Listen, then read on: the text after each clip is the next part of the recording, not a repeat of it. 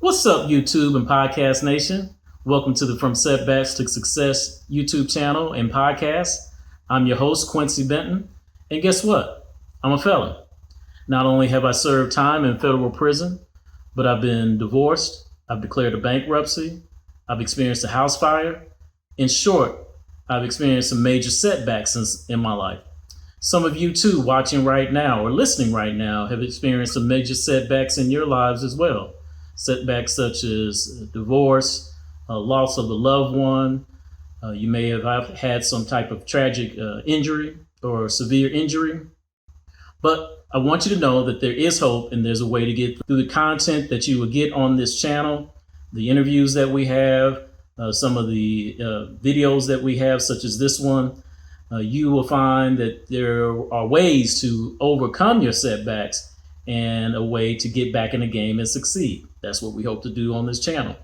If this sounds like content that you would be interested in, please smash that like button and press the subscribe button as well. We would love to have you as a part of our community. With that said, let's dive right into today's episode, which is titled The 5 Best Ways to Emotionally Recover After Losing Your Home from a Fire, Hurricane, or Tornado. So, I came up with this particular topic today just based upon my particular life story, or one of the major setbacks that I encountered in my life, which was a house fire. It happened back in 2006 in Atlanta, Georgia, and was devastating, to say the least. It was just completely devastating. I really pretty much I wasn't in the house at the time. Pretty much only had what I had with me in my car at the time, which was a limited amount of clothes and just some other personal items. So in essence, it was really like a total loss. What wasn't damaged by the fire itself was damaged either by the water used from the fire department, as well as the smoke damage, which for any of you guys watching right now who have experienced this house fire and have tried to salvage the things that your possessions that were in the house, you'll find that it's almost impossible to do so. Smoke damage is one of the worst damage that could happen to your property. Again, my story was one of a house fire. I think some of the things that we're going to discuss today does apply and can apply for those of you watching who have lost your homes as a result of a tornado or a hurricane. So I wanted to share this with you guys today, because this is just really, I think it's an important topic that you don't hear a lot of people talking about. At least I hadn't until, I found myself in this situation with pretty much being a victim of a house fire. So, before I even get into the 5 best ways to emotionally recover, I just want to go over just some basic tips that if you are in this moment going through something like this right now, or you may know someone who is going through this, and there's just things just to keep in mind. But first, the best thing to know about these particular damages like this to your house is, one, do not enter the home right after it has been destroyed by fire, tornado, or hurricane, without first reaching out to your local fire department to make sure the house is safe for you to re-enter. This was something, unfortunately, I did not know. I actually was out of town when I got word that the house that I was living in was essentially, there was electrical fire and that it was on fire. And by the time that I arrived, the fire department was gone, and they taped off the residence, but I did not inquire, or did not even know to inquire that, why it was taped off to begin with. So I entered in the home. I didn't have, any protective gear on, and no mask or anything like that. And it is not knowing, again, didn't realize just how toxic that atmosphere is inside of a house. that's been destroyed by fire. You have chemicals, bleaches and just different household chemicals that catch fire, and that those toxins are in the air. You have plastics and things of that nature, just different stuff that TVs and whatever types of appliances that we have that are normally commonly found in a household. Those burn. Those makes the atmosphere very, very, very toxic as well. And 2 days after I went through the house, I actually ended up having to be hospitalized. I was admitted to the ER. I post some pictures. I'll show some pictures on this episode, but I have some pictures on my Instagram account, of that particular time that I had to be hospitalized. But and it was due to the smoke inhalation that I experienced as it relates to going into the house without any proper mask on to protect me. So definitely make sure you get clearance, and that kind of goes into the second thing that I want you to do, is to make sure that you have on the proper protective gear to enter the house, which can include boots, protective headwear, depending, some of the housing, the structure may have been compromised, and you never know what can just fall down or fall from the second floor. If you have a 3-floor house, or just in from the attic, can fall from those places because of the compromised structure.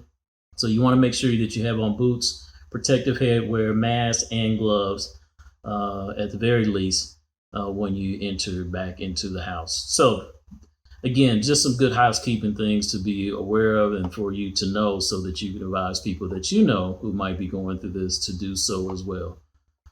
So going into that, let's go into the first tip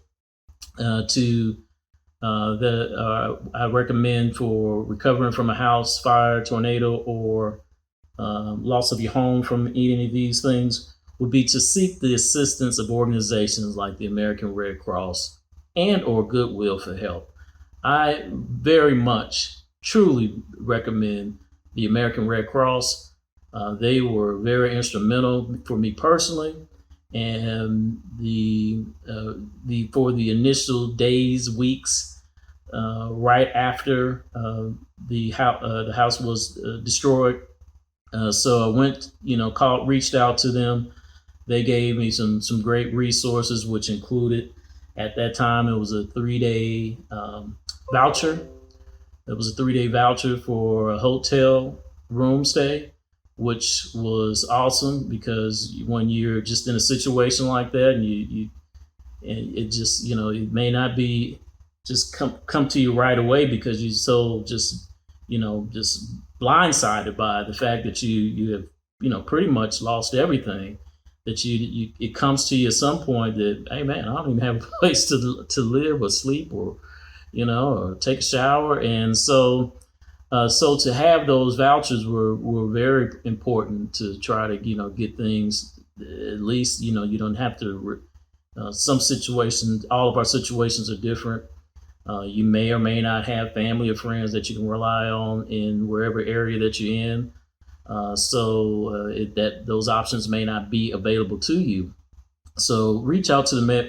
So in my case, they provided vouchers, and it was a storage pod unit. What is essentially, they dropped it onto the property site, and that allowed me, and I think it was close to 30 days that they gave access to that particular pod at no cost, where I could, for the things that were able to be salvaged, those could then be put inside the pod and locked up to be safely stored while you're trying to, get your whatever you can that may be left back together and keep it from being vandalized or stolen from looters who in some cases come in and try and take advantage of situations like that. Sad as that sounds, that is the case. So anyway, American Red Cross offers all kinds of resources available. I'm not going to go into all of those particular resources. However, I am going to leave two pieces of information that you should see on the screen now, which is the toll-free number, which is 1-833-492-0094. That's 1-833-492-0094. That's their toll-free number that you can reach out to find out all of the different resources that they may have available that would apply to you in your situation in your particular area of the country. Some of those things could not only are just physical resources, but they can provide counseling. They can provide you contacts and links with other organizations in your area that may be able to help you. So it's just an awesome resource.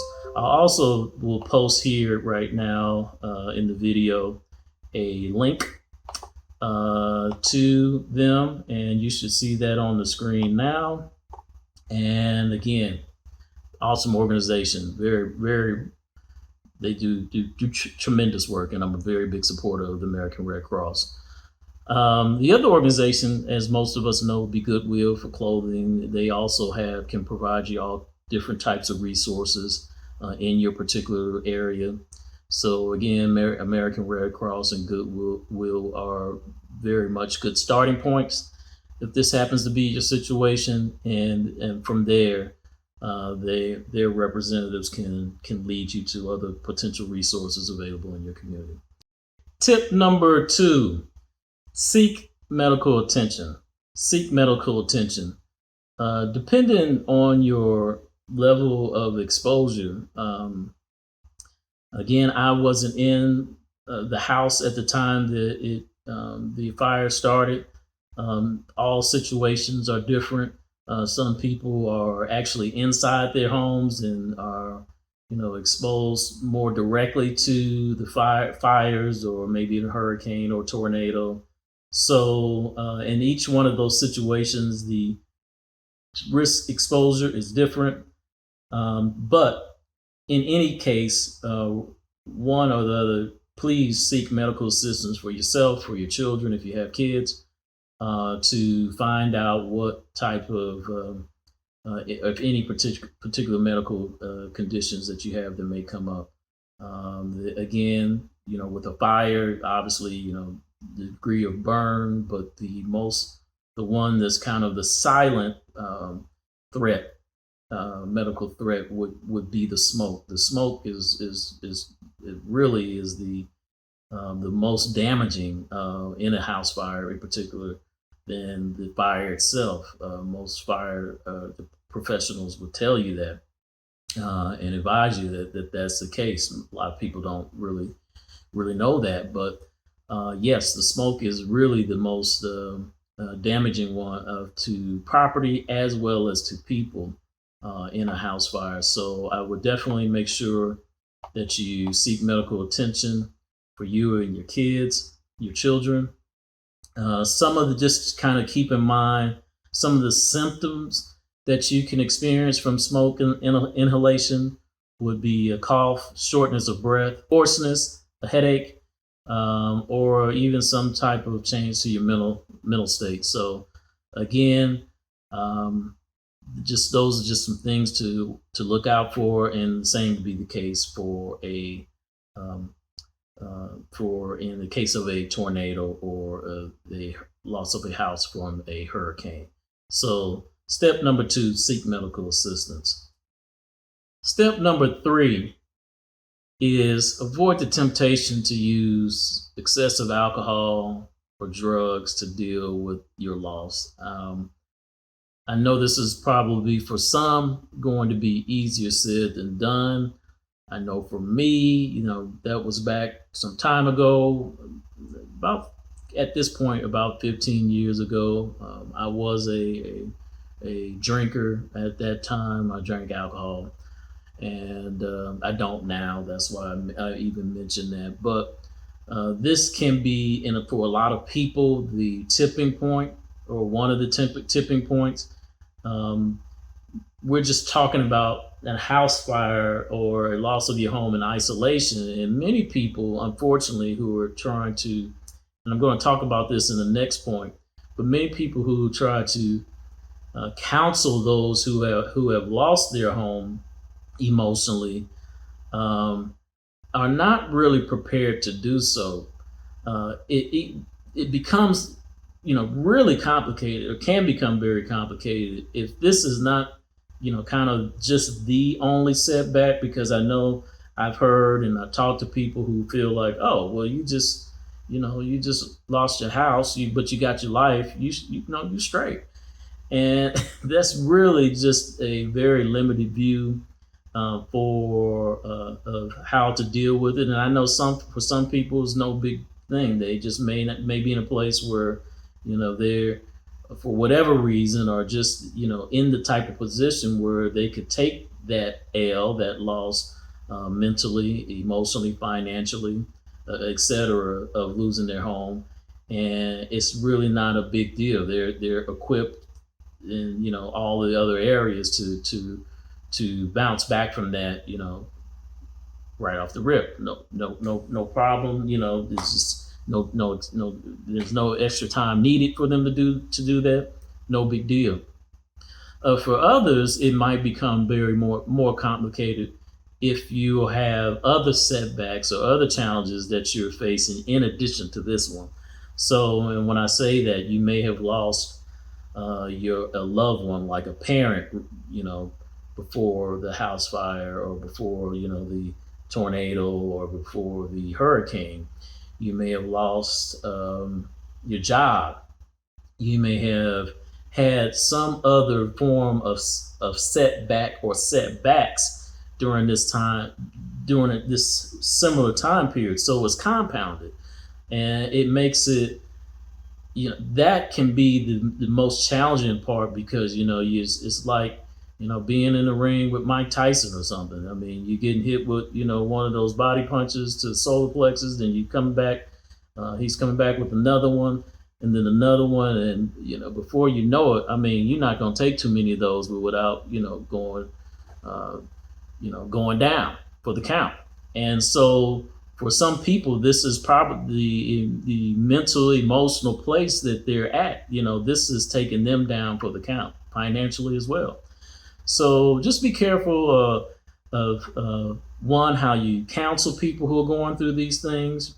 Kind of look at, if you care about them, you love them, you're concerned about them, really try to get a gauge of what they're going through, how they're dealing with this particular setback and loss, and advise them, or even suggest or find ways to find resources to assist them if you find that they're kind of dealing with their pain or dealing with these losses and setbacks through excessive use of alcohol and drugs, so to deal with that pain. So again, I know this is a sensitive subject, but I want to bring that to light, and I do want to caution against doing that, because that can create more problems for you in different ways. Trust me, I've been there, done that. Tip number 4, talk to others, especially those who have lived through and survived through similar situations like this, because they can truly empathize with your situation, and they can truly help. Again, in my previous tip, I did talk about how family, friends, and people who they have good intentions, but they don't really understand truly what you're going through when you've gone through a loss like this. And I know this because of my personal experience, and I've had friends and family who try to counsel me when I went through my house fire, and it just seemed like although I knew they had great intentions, they just didn't really wasn't able to speak to really what I was going through specifically. To be honest with you, completely honest and transparent with you, this was probably one of the times in my life where I should have sought out professional help and did not. It wasn't until way later, and I'll get into that into other episodes, but it wasn't until way later that I actually, humbled myself and got to the point where I felt like, I needed to seek some additional help for some of the issues that I was going through. For the people who are watching and listening right now, who have experienced something such as a loss of your home through fire, tornado, or hurricane, it is very important, in my opinion, that you talk to people who really truly have experienced exactly what you have gone through, because they truly know what it's like, what you're experiencing, the emotional devastation that is taking place, that could be taking place with you right now as a result of it. So again, going back to my particular situation was, everyone, the majority of people that I talked to, their first question to me was, well, didn't you have insurance? If so, you straight. And I just remember, thinking that, they just don't really get it. It wasn't about, the insurance specifically. And I know that's a big component of that. And I know that for those who are insured and those who are uninsured, those are two different things as well. But even if you're insured, there's drama attached in some cases to the valuations and dealing with the adjusters for your particular claim, and that can be a headache. Not only it can be a headache, is you already dealing with the trauma of the experience itself. If this was just isolated trauma, but if this was compounded trauma, you're dealing with all of the things, the losses or setbacks that you've had now, and you're trying to, work through these kind of financial things as far as, well, what is this worth, or what was that worth, or do you have receipts for this and that, and so forth. And it's just, you're not in the right place or mental space to always deal with that. That's if you have insurance. If you don't, if you're uninsured, then, multiply your issues times 10, times 100. This has gotten even more complicated because you are truly, you have truly lost and taken a very much an L in this situation. So tip number 5, give yourself time to heal.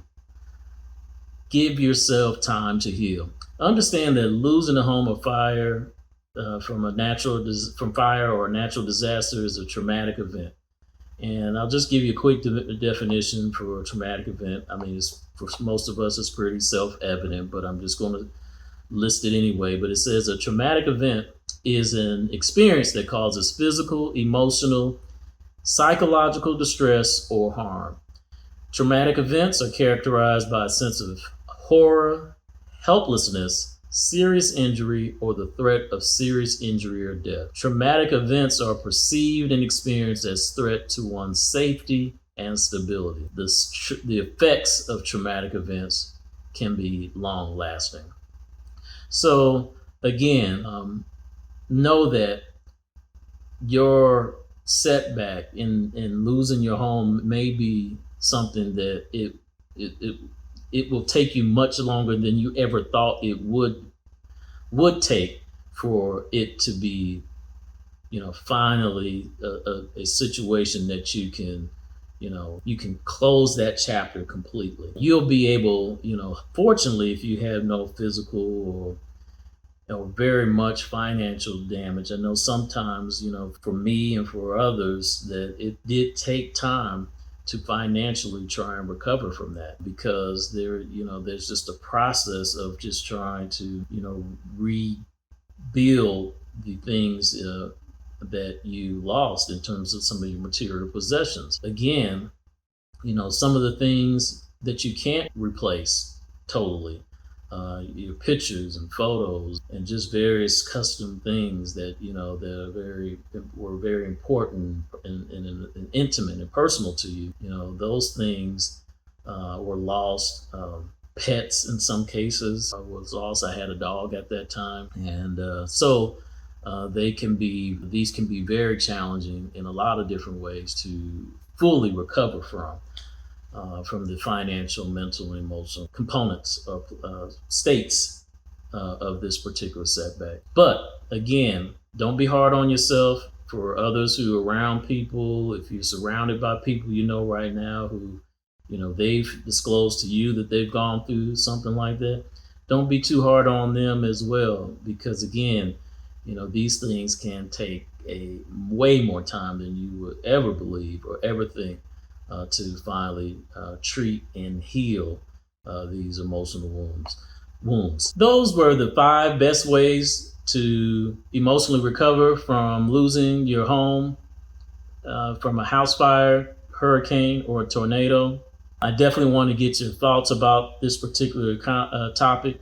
I would like to hear your stories, and I would like to reach out to some of you as well if you have gone through these type of events and you feel like you need words and counsel in some way to assist you through getting through this process. So leave comments down below, definitely.